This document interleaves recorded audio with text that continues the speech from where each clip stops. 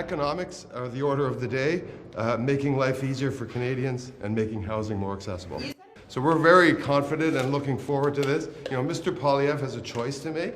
He's going to have to offer Canadians alternatives, not just obstruction, and we're going to be calling him out on that every day. Well, there we go. That's the Liberal government House Leader Steve McKinnon today previewing his party's priorities for the return to Parliament on Monday. The Focus Your Pocketbook and attacking Conservative leader Pierre Poilievre, with McKinnon promising to be even more pointed in responding to Poilievre, who, of course, nowadays way ahead in the polls, has been for about 6 months or longer.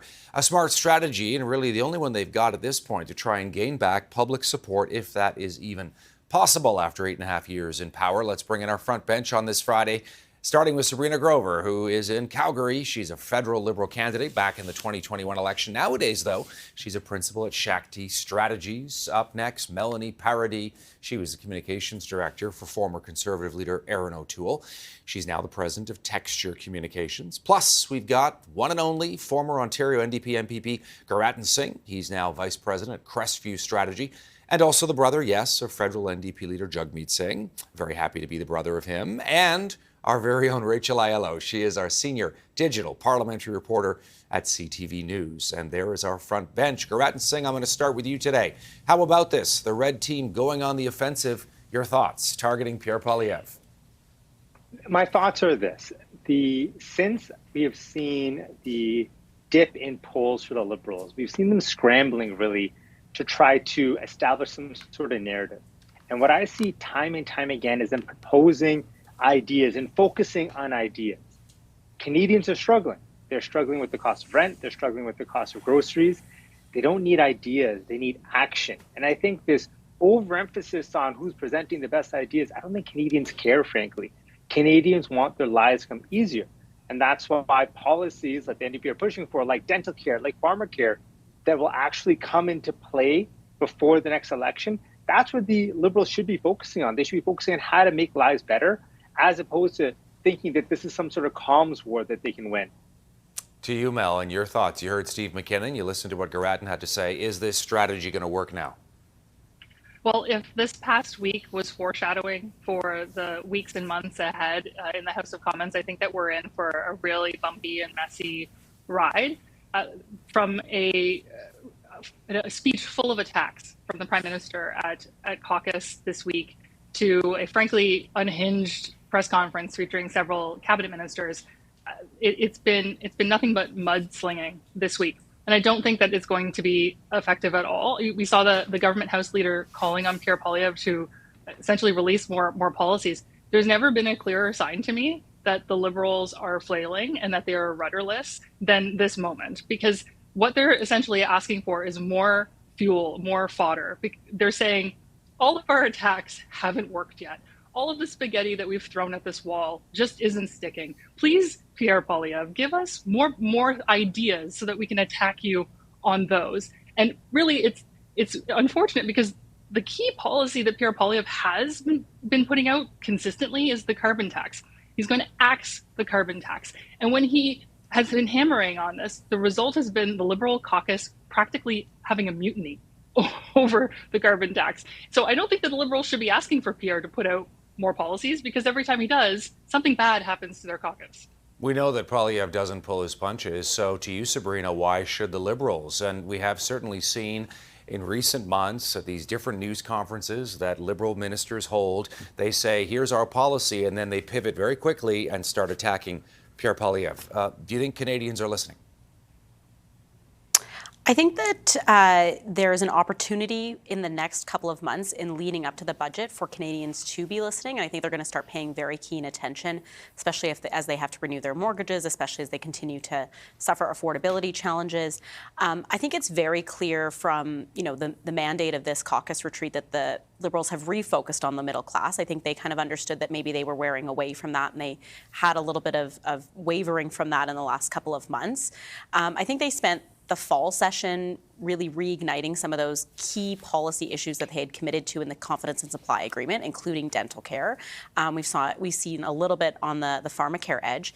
And I think what they need to do for the next 3 months in heading to the budget is continue to reinforce that message of affordability, that they're there for Canadians, continue to start to thread that message of the economy improving, which we are seeing, and push Pierre to demonstrate exactly where he's going to cut. Pierre has talked about balancing the budget. He's talked about deficits. He's talked about this for months now. Where's he going to cut? The carbon tax is not a significant cut. It's not going to make a dent in people's pocketbooks. What are the policy and what are the programs that he's going to cut? And I think that the Liberals need to make him come to the table with those. Rachel Aiello, your eyes and ears watching the House of Commons very closely. What are you going to be watching for as it comes back into session and could be a real slugfest here?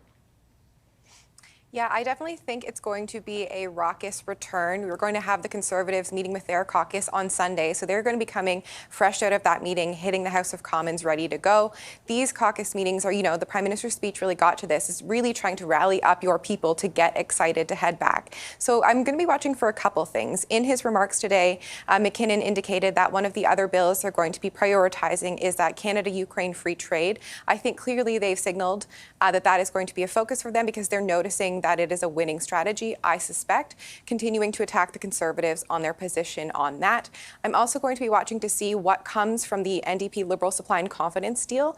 I was with the New Democrats at their caucus retreat this week, and they didn't really come forward, Todd, with any new ideas they're pushing for, really focusing in on getting the Liberals to follow through on the measures within that deal, pharmacare being the primary one, but there are a number of others that they still need to act on. MPs I was speaking with saying they want to see more than Liberal announcements. So I'm going to be watching that area as well to see how long that deal lasts, if it's going well, or if the NDP start to get impatient. Yeah, Garadin, what is the NDP strategy here moving forward? Give us a sense. I think the strategy has been what it's always really what it has been from the beginning. They want to get results for Canadians. And I think being narrow-focused on actually bringing forth tangible results that Canadians will experience in the near and immediate future is a good strategy, making sure that dental care is something that millions of Canadians will get access to, making sure that there's a really strong focus on pharmacare. And we see this conversation now of focusing on possibly focusing on very specific drugs that a lot of Canadians need to get access to. These are going to be very tangible successes, very tangible things that Canadians will feel. And that's what's going to give them the confidence. And frankly, these are also affordability issues. If you can't afford to go to the dentist and your mouth is hurting, if you get access to that, that's going to lighten your wallet and also make you feel better. Same thing with pharmacare. So these are the kind of pragmatic issues that the NDP is focused on. And I think it's a good thing and demonstrating what happens when you elect New Democrats. You get people who are going to fight for real results for you in Ottawa. Mel, what kind of Pierre Poilievre are we going to see in the House of Commons? Is it a kinder, more gentle Pierre Poilievre, or is it the attack dog we have become used to? Oh, no, I think that he's going to remain consistent. I think that he did demonstrate a tone shift earlier this year with one of his opening speeches at the start of January. And that tone shift is one of recognizing that Canadians are really tired of Justin Trudeau. It's not that they don't like him. It's not that they don't think that he's a well-intentioned person. It's that they're tired of him and they don't think they can afford him anymore. And so that's really the core narrative that I see Pierre Poilievre pushing forward for this session. And I think it's an effective one. I just want to note as well that coming out of an NDP caucus, Jagmeet Singh today, I believe it was today, referred to pharmacare and the struggles with Liberals over pharmacare as wrestling with two eels that are covered in oil.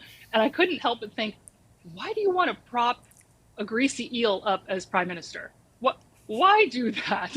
That doesn't sound like a really good negotiating partner to me at all. So I hope that this is indicating a very swift end to the confidence and supply agreement.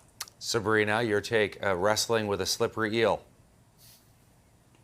Certainly a visual that I am intrigued by. I don't think that the confidence and supply agreement is going anywhere. I don't think that the NDP are in any position to be calling an election or even pushing towards that at this time. And honestly, I think it's worked out well so far, more for the Liberals than it has for the NDP. But I think that Canadians have benefited from some of the things that have come out of it. What I'll be watching for, though, more intently is going to be the relationship that the Liberal caucus builds with the provinces going forward, especially on healthcare. I think that healthcare will continue to be one of the major issues that they will have to wrestle with over the next couple of months, especially in the lead up to budget. And I think it'll be interesting to see whether or not they're able to push some of that blame outward back to the provinces and have the provinces absorb that. So that'll be really fascinating to see.